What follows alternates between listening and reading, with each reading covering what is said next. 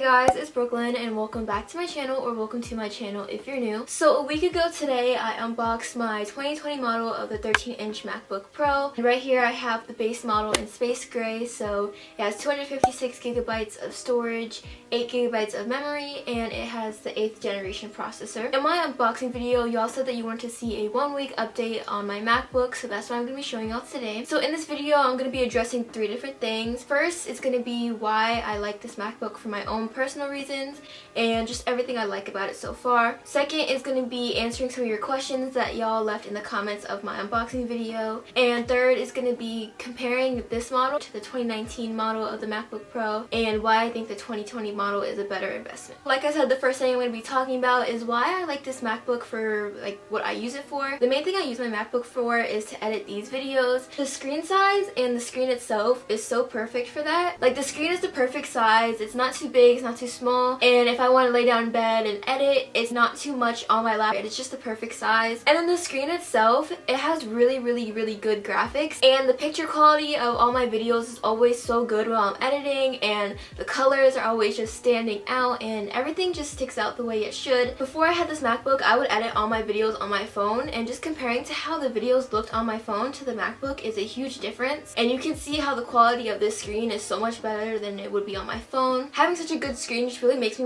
more motivated when I'm editing, because it's just a better thing to look at, and it makes me feel more confident in my video quality. So the second thing is also related to editing. Like I said, I used to edit just only on my phone, and comparing that to the MacBook editing, I'm able to be so precise on the MacBook, especially with the touch bar. If I don't want to do certain commands with the keyboard or anything, I can easily do those right on the touch bar within a tap or two. And the main thing I use the touch bar for is if I need to adjust the volume of my clips, it's so easy. You could just tap the one button and drag it, and the job is done for you. The next thing I really like about this is the Touch ID. Having the Touch ID just makes things so much easier. I can't even imagine with every time the screen would shut off, having to type in my password. That seems like a lot of work, but with the Touch ID, you only have to type in your password the first time you open up your MacBook, and then from then, every time you need to open your MacBook, you can literally just tap your finger on the little square and it'll immediately open up your laptop, and it's so fast and so convenient rather than just always typing in your password. This one is another thing related to editing, because like I said, that's the main thing I use my MacBook for. The speakers are really good on this MacBook. I wasn't expecting the speakers to be that good. When I was planning on getting this MacBook, I really wasn't focused on the speakers. I was really surprised with how good they are.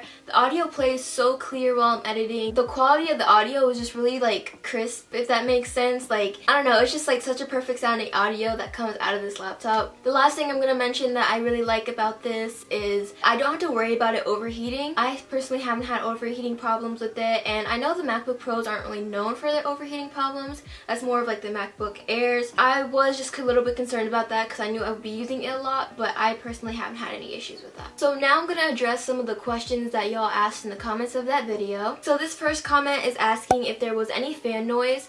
And for me, I've only heard the fans come on when I'm editing for a really long time. So say if I'm editing for over 2 hours and I'm still working on it, then I'll hear the fans turn on at that point. But it really takes me to do a lot of work on it for the fans to actually turn on. I really wouldn't be concerned about that part of it. So the next question was asking how heavy the MacBook was, because the person wanted to be able to carry this around during their day. This MacBook is really light, and I really wouldn't be concerned about having to carry it around. And with a quick Google search, I see that the MacBook weighs 3.1 pounds, so that really isn't much to be carrying on your back all day. So the next person asked me, how do I transfer the videos and stuff from my camera onto the laptop? So to do this is really simple. All you need is an SD port that will connect to the USB-C ports on your laptop. So I have this one that is from Apple, and it's the USB-C to SD card reader, and this is what the box looks like. This is what the actual product looks like. So basically how this works is that this is the USB-C port, and this goes right into that port on the side right there,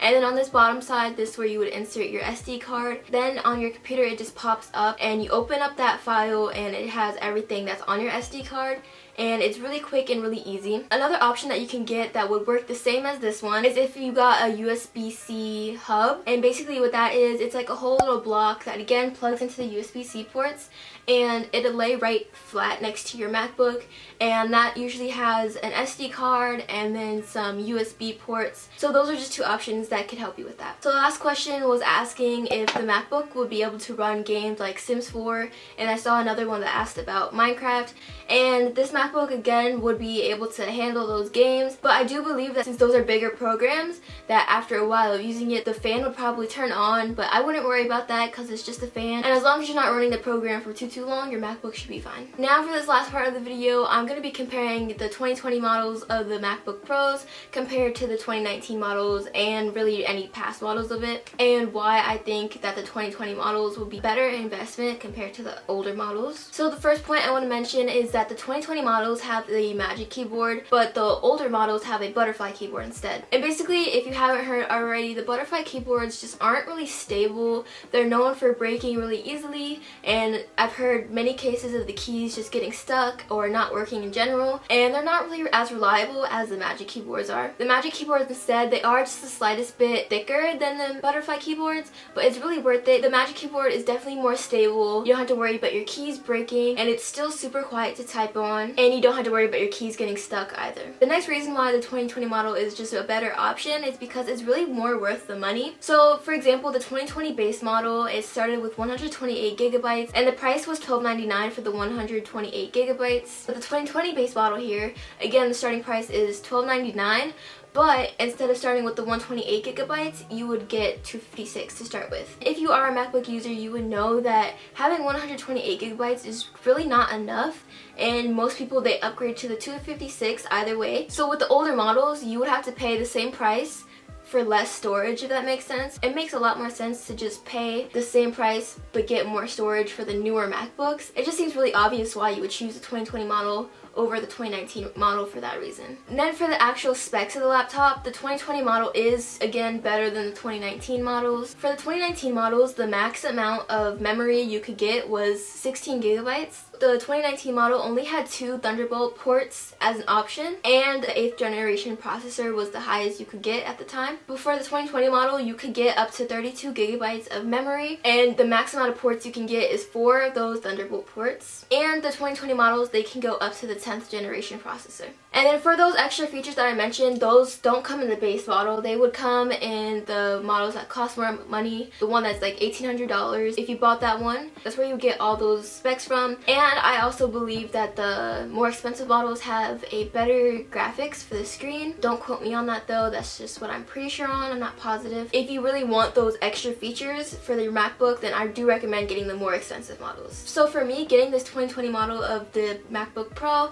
it was totally worth the money for what I needed it and for what I was going to use it for. But if you're someone that only wants like a basic MacBook and they don't plan on doing any high editing or just anything that would take up a lot of power from your MacBook, then I would recommend that you look into the MacBook Airs instead of the Pro, because that is a cheaper option that might suit your needs more than the Pro would. So to conclude, I do believe that this MacBook was totally worth the money, and I would recommend it to all of y'all out there. And yeah, so if you guys like this video, then give it a thumbs up and subscribe to my channel so you won't miss my next video. And really make sure you're subscribed if you're not already, because I'm really trying to hit 5K and I think we can reach that goal super soon. So subscribe if you're not already, and comment down below any other video ideas you have for me. They can be more MacBook related videos, or if you want to see other types of videos, just let me know and I'll try my best to get those done for y'all. And yeah, thank you guys so much for watching, and I'll see you next week.